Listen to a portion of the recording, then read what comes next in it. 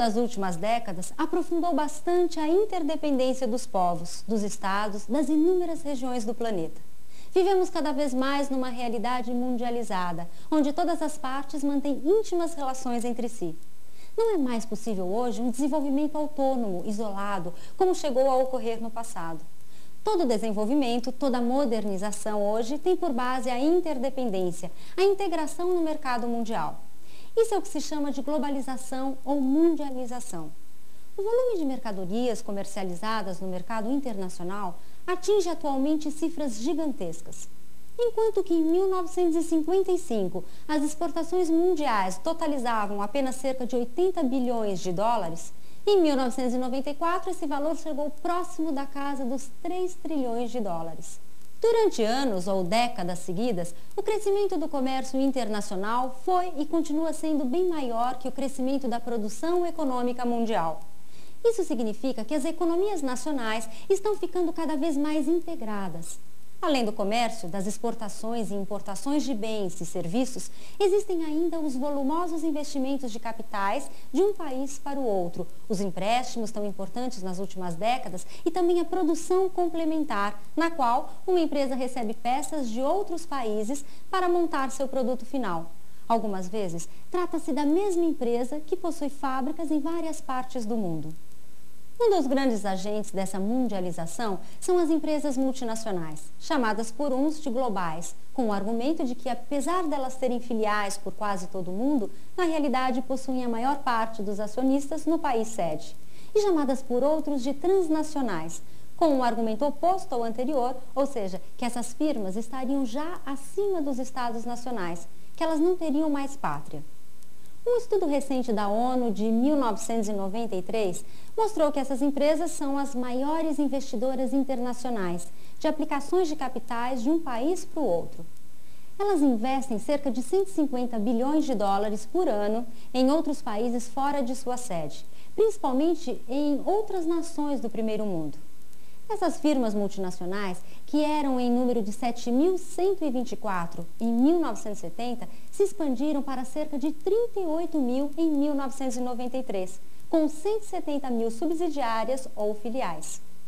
A imensa maioria delas tem sede e origem nos Estados Unidos, na Europa Ocidental e no Japão. Mas até alguns países do terceiro mundo também sediam empresas multinacionais. A Coreia do Sul, por exemplo, com as famosas empresas Samsung, Hyundai e Daewoo. O Brasil com a Petrobras. O México com a Pemex e inúmeros outros. Evidentemente que essas empresas multinacionais não são iguais nem no poderio econômico e nem no grau de internacionalização. Talvez seja por esse motivo que elas suscitem tantas interpretações diferentes, com alguns as nomeando de globais e outros de transnacionais. É possível que algumas delas, no máximo umas 5 mil, segundo esse estudo da ONU, sejam de fato transnacionais, no sentido de haver até competição das suas próprias filiais entre si e com a matriz. Esse é o caso, por exemplo, da GM, cujas filiais na Alemanha e na Inglaterra competem de forma acirrada pelo mercado europeu. A grande maioria delas, no entanto, é global no sentido de possuírem filiais por vários países, mas dependerem bastante da matriz e do país sede. Esse é o caso de boa parte das multinacionais japonesas, por exemplo, que dependem muito da política industrial do Japão. As empresas multinacionais não são constituídas somente por firmas industriais. Elas são também, em número crescente, bancos, empresas de seguros ou de assessoria, redes de comunicação, empresas criadoras de software e etc. Cada vez mais o poderio econômico deixa de estar nas indústrias e se transfere para os serviços. A produção de software ou programas para computadores passa a ser mais lucrativa que a fabricação do próprio hardware, ou seja, a máquina e seus acessórios. A tecnologia biogenética passa a ser mais importante que a própria produção agrícola. Os serviços de assessoria e de comunicação, como jornais, revistas, rádio e televisão, o turismo e o lazer, a pesquisa científica e tecnológica e outras atividades do setor terciário, principalmente o setor financeiro, ampliam sua parcela na renda nacional às custas do setor industrial.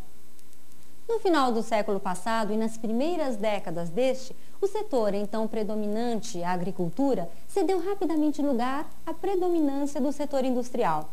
Hoje é a vez deste setor ceder aos poucos lugar ao crescimento dos serviços modernos. A participação do setor industrial na renda nacional dos Estados Unidos, por exemplo, era de 32% em 1970 e somente 21% em 1990.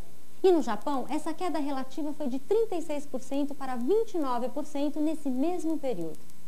O setor terciário é o que vem absorvendo uma porção cada vez maior da renda nacional nos países desenvolvidos, bem mais de 50% ou até de 60% do total, pois o setor primário continua ainda em queda relativa. Isso vem se refletindo nos empregos. Há uma transferência crescente de empregos industriais, que vão sendo robotizados ou mecanizados por novos tipos de trabalhos nos serviços em geral.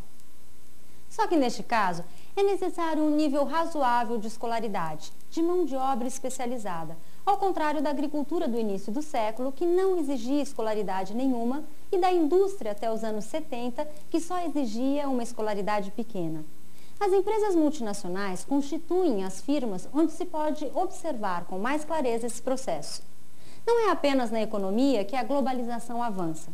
Também na cultura, nos hábitos, na tecnologia, nos valores, nas comunicações. Os meios de transporte e de comunicação permitem hoje viajar rapidamente de um extremo ao outro do globo, ou então se comunicar em segundos com alguém distante milhares de quilômetros. A invenção do fax, por exemplo, trouxe grande facilidade nas relações entre firmas distantes, inclusive em países diferentes, pois em poucos minutos pode-se enviar ou receber um documento. E os satélites artificiais a serviço das comunicações permitem que as informações e imagens cheguem instantaneamente de partes longínquas da superfície terrestre. Vemos imediatamente na televisão, aqui no continente americano, cenas dos Jogos Olímpicos na Ásia e lá eles veem no mesmo dia as imagens de chuvas torrenciais ou terremotos na América do Norte. O poder das comunicações se expandiu a tal ponto que alguns dizem que vivemos cada vez mais numa sociedade global do espetáculo, onde o importante são as notícias e imagens. Podemos observar isso na crescente influência que os meios de comunicação desempenham nas eleições, nas políticas governamentais e até nas guerras. Os Estados Unidos, por exemplo, só se envolveram na Guerra Civil da Somália em 1992 porque as redes de televisão mostravam ao público norte-americano fortes imagens de pobreza e de atrocidades. E o governo norte-americano só começou a falar em retirar as tropas desse país africano no final de 1993, quando os meios de comunicação passaram a mostrar tropas americanas sendo emboscadas, soldados mortos e a pobreza e as atrocidades da guerra permanecendo intactas. Nunca anteriormente houve tanto poder das comunicações em qualquer sociedade humana. Essa intensa globalização vem diminuindo ou relativizando o poderio dos Estados nacionais. Eles continuam fortes e importantes, mas já não são mais os agentes quase exclusivos das relações internacionais dos problemas mundiais. Cada vez mais, eles dividem esse poder com organizações supranacionais, que se expandem. Além das empresas multinacionais, que muitas vezes têm estratégias diferentes dos países onde se localizam, ou até do país sede, existem organizações como o Banco Mundial, o FMI, Fundo Monetário Internacional, a própria ONU e suas instituições especializadas como Unesco, OIT, FAO, OMS, Organização Meteorológica Mundial, União Postal Internacional e etc., as comunidades como a União Europeia, o Grupo dos Sete, que é a associação dos 7 países mais ricos do mundo capitalista, e congrega os Estados Unidos, Japão, Alemanha, França, Itália, Reino Unido e Canadá. Todas essas organizações internacionais, apesar de serem constituídas por diversos Estados-nações, na realidade acabam diminuindo um pouco o poderio de cada um deles isoladamente, na medida em que impõem decisões ou normas em comum que devem ser aceitas por todos. Existem ainda organizações supranacionais que não são constituídas a partir de estados e sim de comunidades ou movimentos civis, que também se multiplicam constantemente. A Anistia Internacional, a Cruz Vermelha, o Conselho Mundial de Igrejas, o Comitê Olímpico Internacional e as diversas associações ecológicas, Greenpeace, Fundo Mundial para a Natureza e outras. Elas constituem, assim, os novos agentes de mudanças planetárias, rivalizando cada vez mais com os Estados-nações.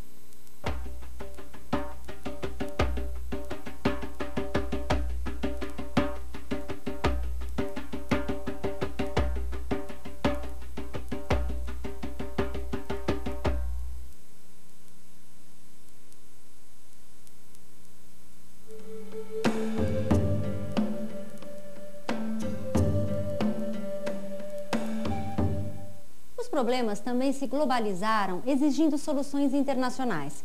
Existem hoje questões que possuem um significado não mais nacional, e sim mundial, tais como, por exemplo, a poluição dos mares e oceanos ou da atmosfera, a propagação da radioatividade, os armamentos nucleares, a degradação de importantes recursos que a natureza levou milhões de anos para construir, o endividamento de países do terceiro mundo, a pobreza crescente em determinados países subdesenvolvidos, o aumento dos fluxos de migrações internacionais e etc. O mundo parece ter ficado pequeno e os limites dos Estados-nações já não constituem mais o espaço privilegiado para a resolução dos problemas cruciais. Vejamos o exemplo da construção de uma usina nuclear ou indústria química pesada, numa região de um país que seja vizinha a uma outra nação.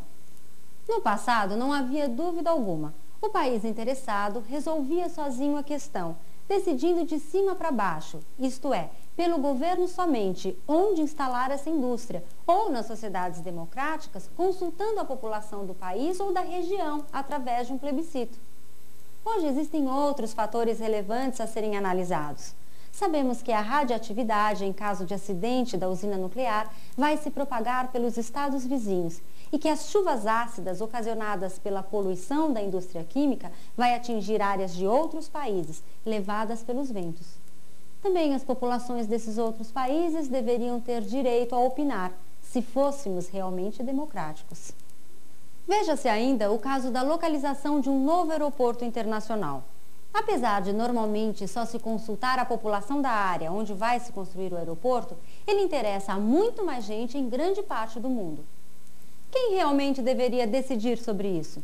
Somente o governo interessado, como acontecia no passado e nos regimes autoritários, a população da região escolhida de acordo com as sociedades democráticas modernas, ou todos aqueles que, de uma forma ou de outra, irão utilizar esse aeroporto? A globalização dos problemas coloca assim a questão da escala, da extensão do espaço que envolve essas questões. Alguns dizem que caminhamos para ver futuramente, já no século XXI, uma espécie de Assembleia Mundial para deliberar sobre os problemas comuns da humanidade. É possível que sim, embora hoje isso esteja ainda num estágio bastante primitivo. Mas há avanços. Basta ver o novo e mais ativo papel da ONU após o final da Guerra Fria, quando ela passa pela primeira vez, desde que foi criada, a coordenar tropas internacionais para enviá-las a certos locais problemáticos, como o Golfo Pérsico, a Somália e a Bósnia, e deixa de ser impedida de atuar, como acontecia até os anos 80, pelo poder de veto das duas superpotências no Conselho de Segurança, o principal órgão deliberativo dessa entidade. Talvez uma ONU redefinida ou expandida em suas funções e com novos membros no seu Conselho de Segurança, como já se discute desde 1991, constitua futuramente uma organização que dê conta dessas inúmeras questões que ultrapassam as fronteiras dos Estados nacionais. Outro dos problemas mais intensamente globalizados é o ecológico-ambiental. Desde os anos 70, que a humanidade vem tomando consciência de que vivemos todos no mesmo planeta, na mesma nave espacial chamada Terra. E esse planeta, que talvez seja o único do universo a possuir uma biosfera, que é o conjunto de condições que permitem a existência da vida, está ficando pequeno pelo encurtamento das distâncias e pela ocupação de quase todas as suas partes. Além disso, a modernização e seus subprodutos, poluição, energia e armamentos nucleares e as guerras frequentes, fez com que a humanidade, pela primeira vez na história, tivesse na segunda metade do século XX a capacidade de autoextermínio, de destruição da biosfera e da própria vida humana na Terra. Essa hipotética catástrofe ambiental poderia ser o resultado tanto dos armamentos e dos acidentes nucleares, como da poluição do planeta, traduzida no acúmulo de CO2 na atmosfera, agravando o efeito estufa, degradação das águas, expansão do buraco na camada de ozônio, extinção das últimas grandes reservas florestais do planeta e etc. Os Estados-nações foram percebendo que não devem mais se preocupar somente com seus territórios, seus problemas internos. Cada vez mais, eles se preocupam com os problemas globais, com aquilo que se passa em outras regiões do mundo, mas que pode vir a afetá-los com o tempo. Houve, assim, a primeira Conferência Mundial para o Meio Ambiente em 1972, na cidade de Estocolmo, na Suécia, e 20 anos depois, ocorreu a Eco 92 na cidade do Rio de Janeiro. Delas resultaram uma série de tratados internacionais e de propostas e estudos que deverão gerar novos acordos. Comenta-se muito sobre a futura Carta da Terra, a ser assinada pelos membros da ONU, que são praticamente todos os países do mundo. Essa carta estabeleceria uma série de condições ou de normas para o uso racional dos recursos naturais do planeta. Seria mais um avanço da globalização, atingindo agora o espaço comum de toda a humanidade. Isso representaria também mais um enfraquecimento relativo do poderio dos Estados e do próprio conceito de território nacional. Além do combate à poluição e aos armamentos nucleares, outro campo ambiental que vem se valorizando é a preservação da biodiversidade, isto é, dos ricos ecossistemas com toda a variedade de seres vivos, animais, vegetais ou micro-organismos. A biodiversidade é uma garantia de meio ambiente sadio e, ao mesmo tempo, um campo de pesquisas no sentido de se descobrir novos princípios ativos, fundamentais para as indústrias química e farmacêutica, novos remédios e bancos de dados genéticos. No início de 1994, por exemplo, os Estados Unidos propuseram doar 14 bilhões de dólares à Ucrânia, desde que ela transferisse para a Rússia para serem desativados os mísseis e armamentos nucleares que permaneceram no território ucraniano. Vem ocorrendo também uma série de acordos de países ricos com nações endividadas no sentido de trocar parte da dívida externa por programas ambientais, isto é, programas voltados para diminuir a poluição ou preservar áreas florestais. O Brasil, nesse aspecto, é um país privilegiado, com a maior reserva de biodiversidade do planeta, localizada principalmente na Amazônia. Ele precisa somente saber usar esse potencial, o que significa uma política para a Amazônia voltada para a pesquisa científica, para o uso racional da floresta, como o extrativismo vegetal, por exemplo, e não para a abertura de estradas e desmatamentos com vistas a cultivar produtos agrícolas ou extrair minérios, as quais são duas atividades em processo de depreciação.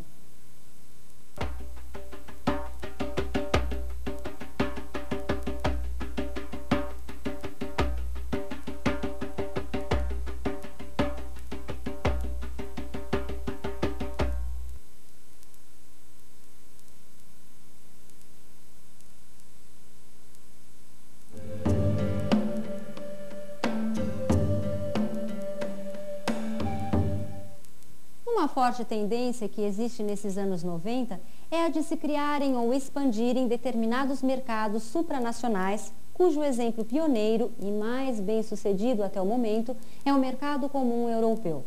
Fala-se muito a respeito de megablocos, blocos econômicos ou ainda blocos regionais. Tratam-se de mercados onde as barreiras alfandegárias vão caindo até haver a unificação do espaço econômico entre os países membros.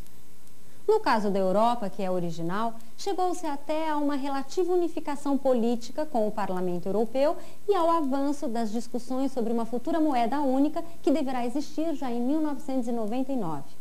Isso fez com que, a partir de 1993, se começasse a falar em UE, União Europeia, no lugar de Mercado Comum Europeu. Nos demais casos, todavia, a grande questão é realmente comercial. A unificação é somente do espaço econômico. Além da União Europeia, cujo sucesso serviu de exemplo para o resto do mundo, outros importantes mercados supranacionais já constituídos são o NAFTA, North American Free Trading Agreement, que engloba os Estados Unidos, o Canadá e o México e que futuramente poderá incluir o Chile e alguns outros países latino-americanos que tiverem economias estáveis. E a APEC, Associação de Cooperação Econômica Ásia-Pacífico, que congrega inúmeros países banhados pelo Oceano Pacífico: Japão, Estados Unidos, China, Coreia do Sul, Singapura, Filipinas, Malásia, Tailândia, Austrália, Nova Zelândia e etc. Eles só foram oficializados em 1993 e ainda encontram-se em estágio embrionário, principalmente a APEC. Além deles, há outros de menor expressão que também objetivam diminuir ou até eliminar de vez com o tempo as barreiras alfandegárias entre os países membros. O Mercosul, Mercado Comum do Sul, que congrega o Brasil, a Argentina, o Paraguai e o Uruguai.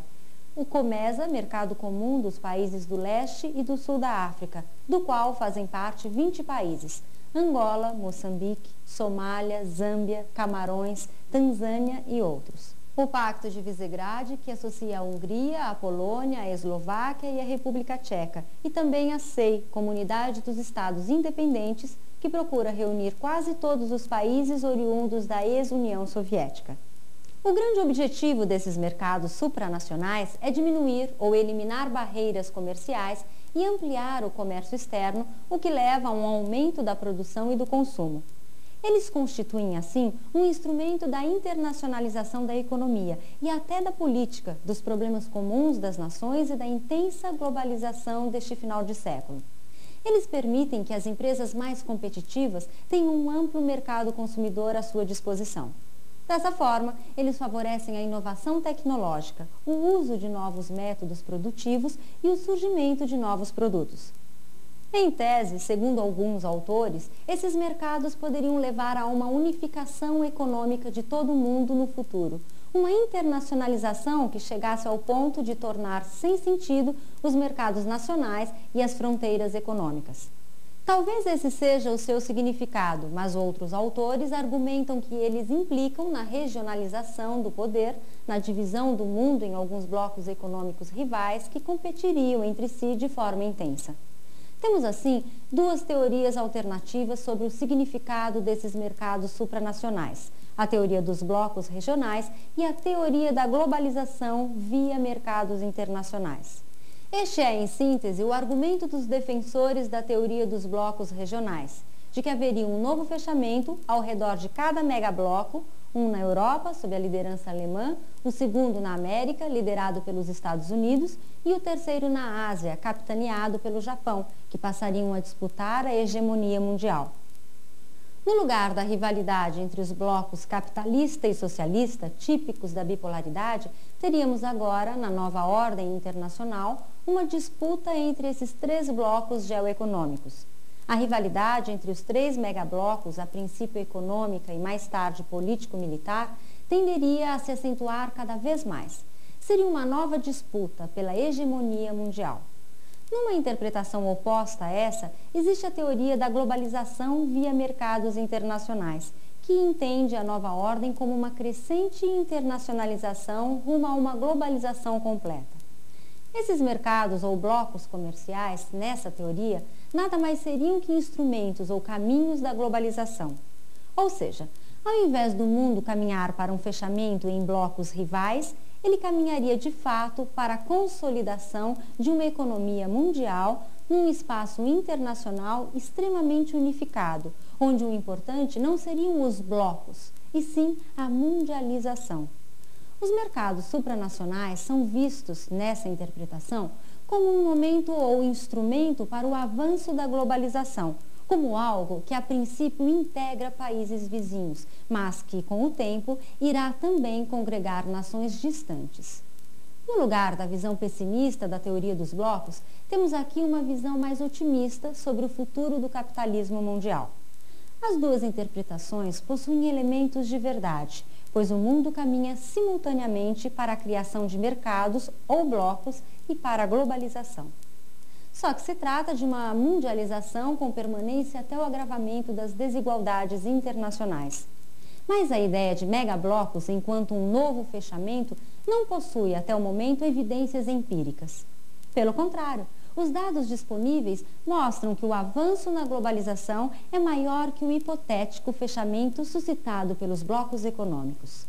Prova disso é que, ao contrário do que sugerem os defensores da teoria dos blocos, a consolidação de mercados supranacionais não vem diminuindo o comércio dos países membros com o resto do mundo. Esses mercados, bem-sucedidos na realidade, ampliam bastante o comércio e os investimentos em outras regiões. Veja-se o exemplo do Brasil em relação à Europa.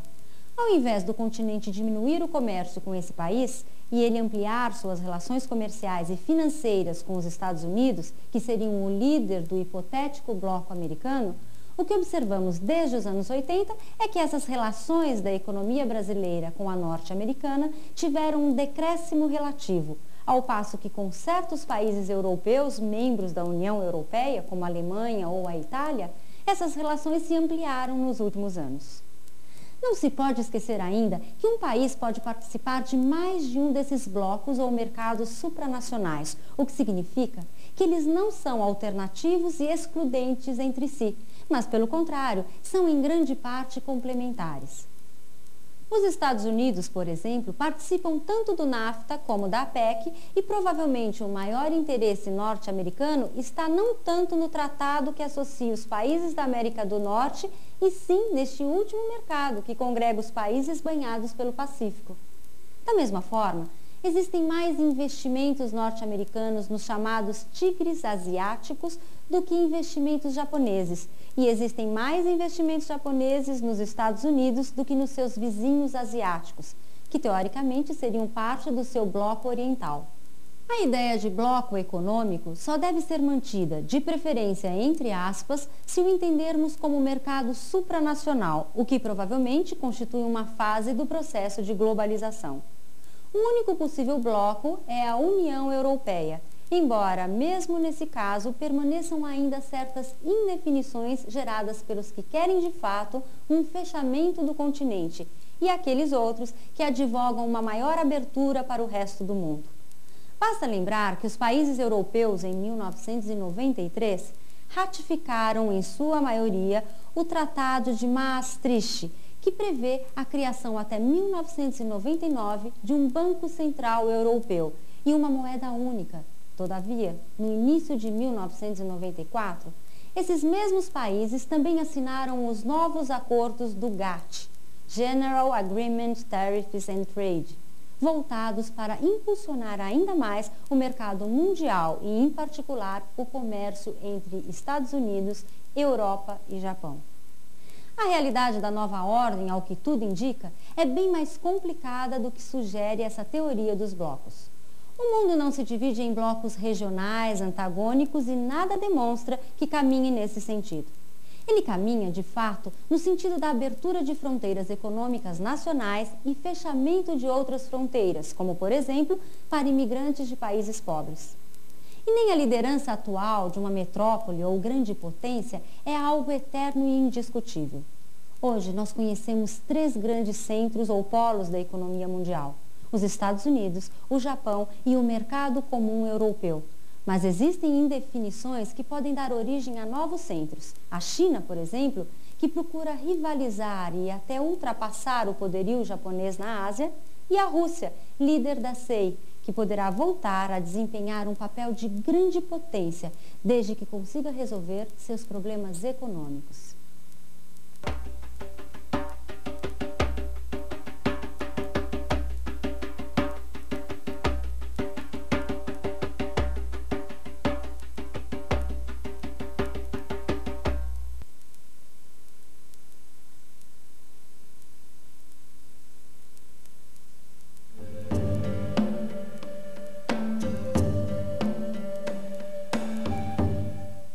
Vivemos a última década do século XX. O século XXI está próximo e a realidade mundial, que já se alterou bastante nos últimos anos, conhecerá sem dúvida profundas diferenças frente a este século e milênio que se finda. O processo de modernização vai avançar ainda mais, principalmente numa parte privilegiada do globo, enquanto que a pobreza talvez até se amplie em outras partes. A segunda metade do nosso século foi decisiva. Nunca houve anteriormente tanta inovação tecnológica, tanto avanço do conhecimento científico, tanto aumento no padrão de vida de alguns povos. Mas nunca existiu também tantas desigualdades internacionais. Quais as tendências ou possibilidades para uma nação ser bem-sucedida nesse desenvolvimento internacional desigual? O século XXI deverá ser, mais ainda que os anteriores, o século do conhecimento e da tecnologia. Estarão bem preparados os países que possuírem bons sistemas educacionais de massa, bons laboratórios de pesquisas, boas universidades. Um estudo recente mostrou que por volta de 52% dos novos empregos que serão gerados no ano 2001 nos Estados Unidos já exigirão uma escolaridade superior, ou seja, o terceiro grau. Em outros países, como o Japão ou a Alemanha, é provável que esse índice seja ainda maior. Em 1990, uma importante firma americana, a New York Telephone, teve que entrevistar quase 60 mil candidatos para selecionar apenas 2.000 pessoas qualificadas para ocupar cargos iniciais na empresa. É muito frequente, principalmente nos Estados Unidos, as queixas das grandes empresas sobre o baixo nível de escolaridade das pessoas em geral. Vai-se acabando aos poucos a era dos apertadores de parafusos ou dos pintores de veículos, atividades que um robô pode exercer com inúmeras vantagens. E começa a era dos técnicos qualificados, daqueles que devem pensar e ser criativos no trabalho. Outros elementos decisivos para o sucesso de um país ou mesmo de uma comunidade econômica supranacional são o mercado de consumo, que pressupõe grandes contingentes populacionais com elevado poder aquisitivo e um Estado moderno e eficiente que não desperdice recursos e, portanto, gaste bem, especialmente na educação e na saúde, que tenha uma estratégia de desenvolvimento bem elevada e executada e com continuidade, e não sobrecarregue a sociedade com impostos excessivos. Isso é o que existe, pelo menos em grande parte, apesar de alguns problemas, que variam conforme o caso nos países mais dinâmicos da atualidade: Japão, Coreia do Sul, China, Alemanha, Espanha, Itália e outros. É lógico que todos têm os seus dilemas específicos, desde a corrupção na Itália, que pelo menos vem sendo combatida intensamente, até o autoritarismo e os grandes contrastes regionais na China, passando pelo crescimento do racismo na Alemanha e no Japão, pelos bolsões de pobreza que ainda restam em certas áreas e etc. Mas o importante é tentar manter uma coesão nacional na busca da modernização de forma que a maioria saia ganhando a longo prazo, através da participação dos trabalhadores nos lucros das empresas, das garantias de boa aposentadoria, dos salários subindo de acordo com o aumento da produtividade. Até há algumas décadas, se imaginava que para um país se desenvolver e inclusive se tornar uma grande potência mundial, era necessário que ele tivesse um território imenso, com inúmeros recursos naturais: carvão, petróleo, ouro, minérios diversos e bons solos para a agricultura, e uma grande população, que seria sinônimo de força de trabalho e também de potenciais soldados. Hoje essa ideia está ultrapassada. O tamanho do território não tem mais quase nenhuma importância. Basta ver o exemplo do pequeno Japão, com um território pouco maior que o estado de São Paulo e ainda por cima pobre em minérios e solos cultiváveis. O Japão, nas últimas décadas, se transformou numa grande potência mundial, ao passo que a imensa ex-União Soviética, o maior país que já houve no mundo, fracassou de forma retumbante nas últimas décadas. Também outros países com territórios imensos têm dificuldades em se modernizar completamente: a Mongólia, a Índia, a própria Rússia e mesmo o Brasil. E existem ainda inúmeros outros exemplos de pequenos países com enorme sucesso na modernização: Holanda, Bélgica, Luxemburgo, Suíça e outros. E também os recursos naturais pesam muito pouco hoje em dia.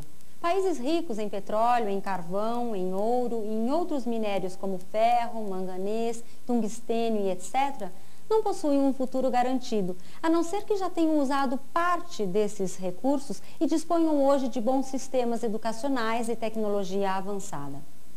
Exportar minérios, inclusive petróleo, já não dá futuro para ninguém.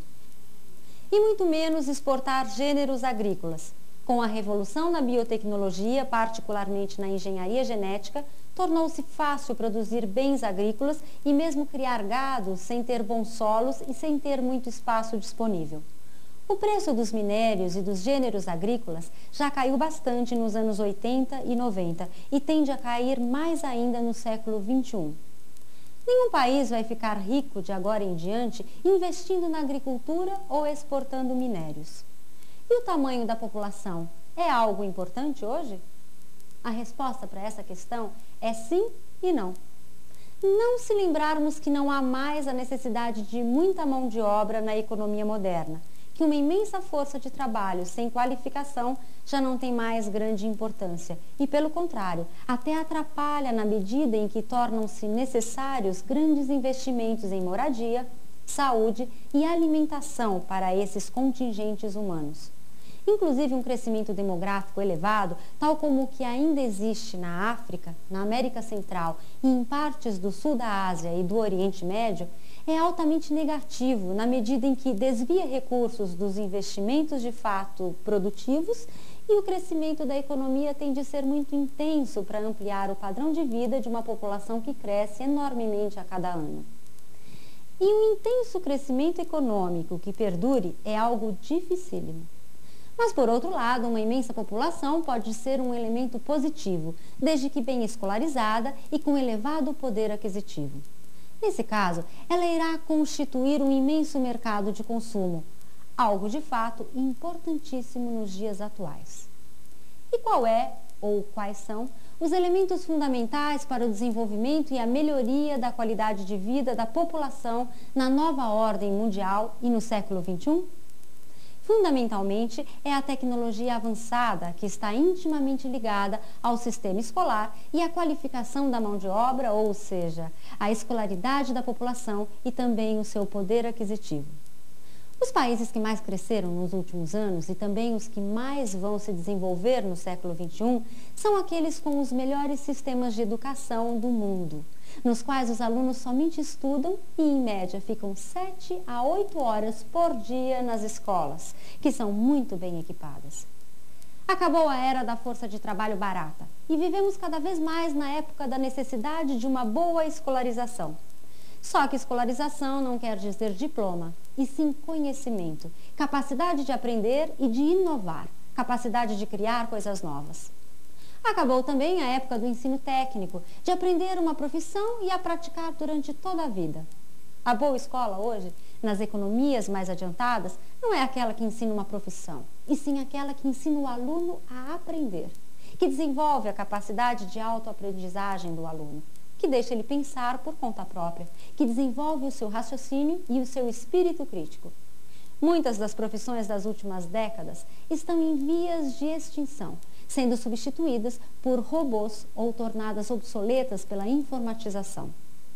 E a tendência da economia moderna é fazer as pessoas se reciclarem constantemente durante sua vida profissional, aprendendo e praticando coisas novas, sempre mudando a rotina. A rotina era parte de um outro sistema de produção, aquela da linha de montagem, das tarefas repetitivas, que hoje são realizadas por máquinas. As atividades que sobram para os seres humanos são aquelas que uma máquina não pode realizar, aquelas que exigem decisão, responsabilidade, criatividade, raciocínio de fato e não apenas a aplicação de esquemas que já existem. As profissões modernas mudam a todo tempo. Conhecem coisas novas a cada ano e por isso os profissionais têm que se reciclar constantemente. Têm que aprender a se virar sozinhos, a ler livros ou revistas especializadas, a participar de congressos e cursos de reciclagem. Não interessa tanto o que uma pessoa aprendeu na faculdade, e sim se ela consegue acompanhar as inovações que se sucedem sem parar. A importância do curso, dessa forma, não está tanto no treinamento e no ensino da profissão, e sim no fazer a pessoa aprender a se virar sozinha, a pesquisar, a estudar, a saber procurar as coisas. Assim sendo, nenhum país é o país do futuro pelo seu território, abençoado por Deus ou pela natureza. Isso não existe. O futuro de um país depende de seu povo, da sua cultura, da qualidade de sua força de trabalho e do seu mercado de consumo. Esse é o segredo para o século XXI.